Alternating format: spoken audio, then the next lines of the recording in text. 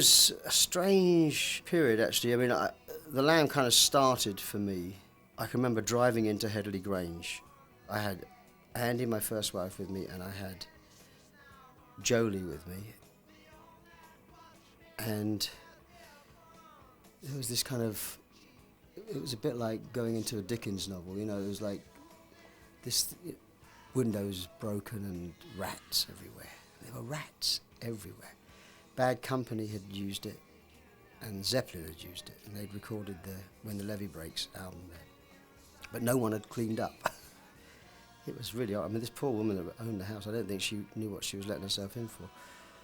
But literally there were rats everywhere. So you'd walk in and you'd be walking down the corridor and 2 or 3 rats would walk past you. They wouldn't scurry away. They just walk past you and stop and look at you. Say, well, yeah, got a problem? You know. And then in the back garden, there was these vines, you know, up the back wall, and you'd see this constant scurry of activity. And I was bringing a daughter into this, you know, where we were going to stay the night. I mean, at night when you went to bed,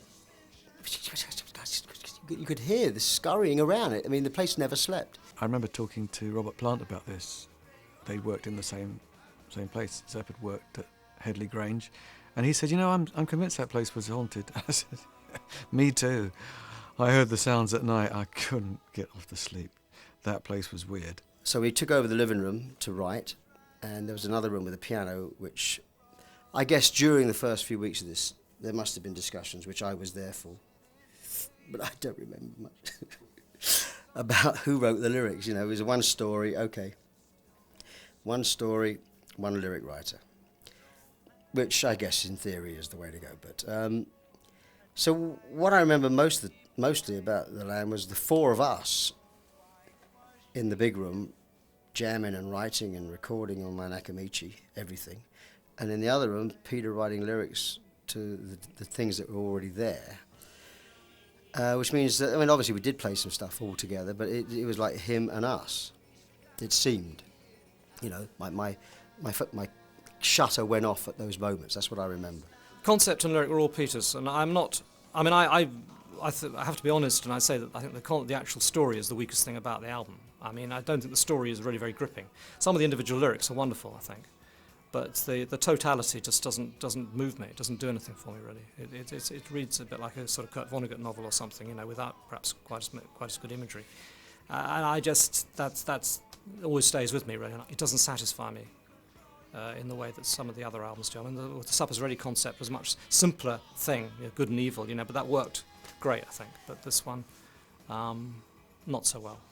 The story is, in a way, it's like a Pilgrim's Progress, but on the streets of New York.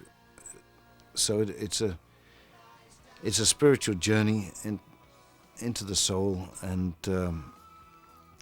but there's quite a tough world that is feeding the imagery and the starting point.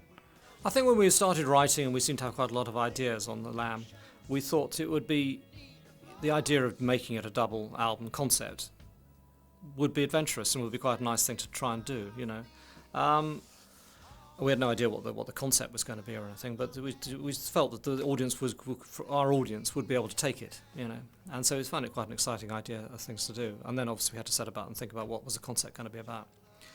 And I think at this point, Peter sort of had an idea, and he seemed quite keen to do all the lyrics, which was something which we'd never done before. The lyrics have been very much split throughout the group prior to this time.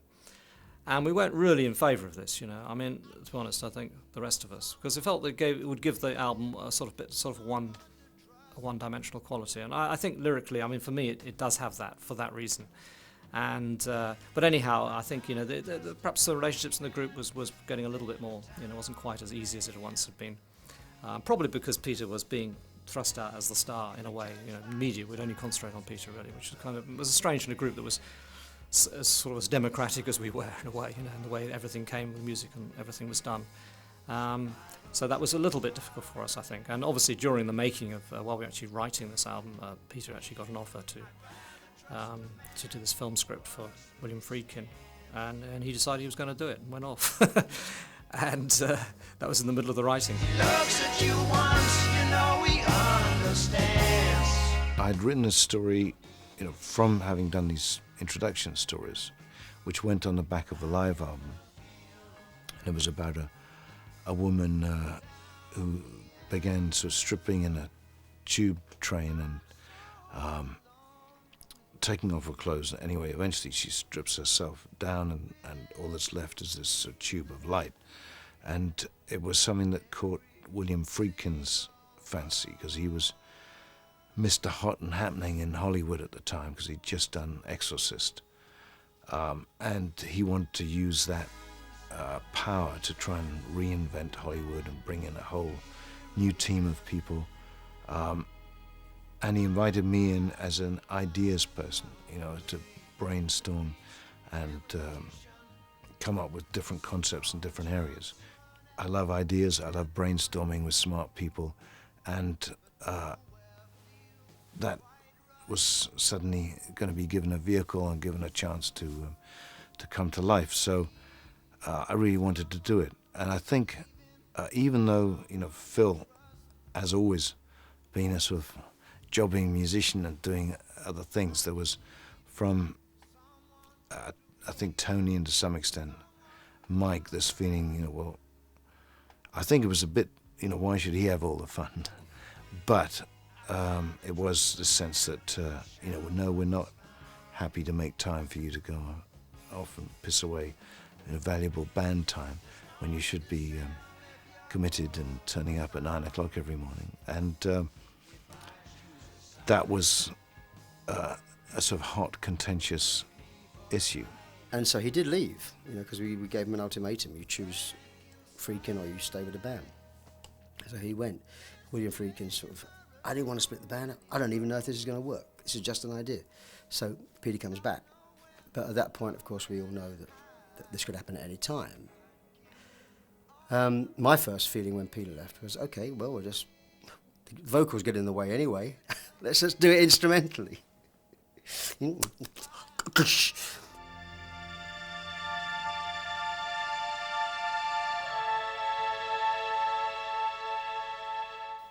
We had our first child, Jill, who was married to at the time. It was, as it is for anyone really, it's suddenly the most important thing in your life by a long way. And we had a disastrous birth. We were all set for sort of natural birth, putting her on the breast. She had an infection which was given to her from an epidural needle, which wasn't clean, so she had a fever, Jill had the fever, cord round her neck, lungs full of gunk, everything was going wrong, and we didn't think she was going to survive. They put her in an incubator, carried her away like a piece of chicken carcass wrapped up in silver paper, and they actually wouldn't let my wife see her because they thought it would be cruel for her to bond with the baby who wasn't going to make it through. Chances were so low. I mean, they wouldn't do that nowadays, but they thought they were being kind. That was then the center of everything. And the band, of course, were recording instead of somewhere reasonably close to London, where we were in St Mary's, Paddington, out in Wales. And I was making these sort of long pilgrimages beforehand, and then I would be based here, and then whenever things looked better, I'd try and zoom back to Wales for the recording. So this was something that the band, I think, would accept now, that they were not very understanding, and I just lost it in lots of ways, because I felt, this is so obviously more important than an album or anything else. This is life and death, and it's the center of my family. That's where I need to be. And there was a lot of resentment about that. So I think the seeds for the beginning of the end were sown at that point.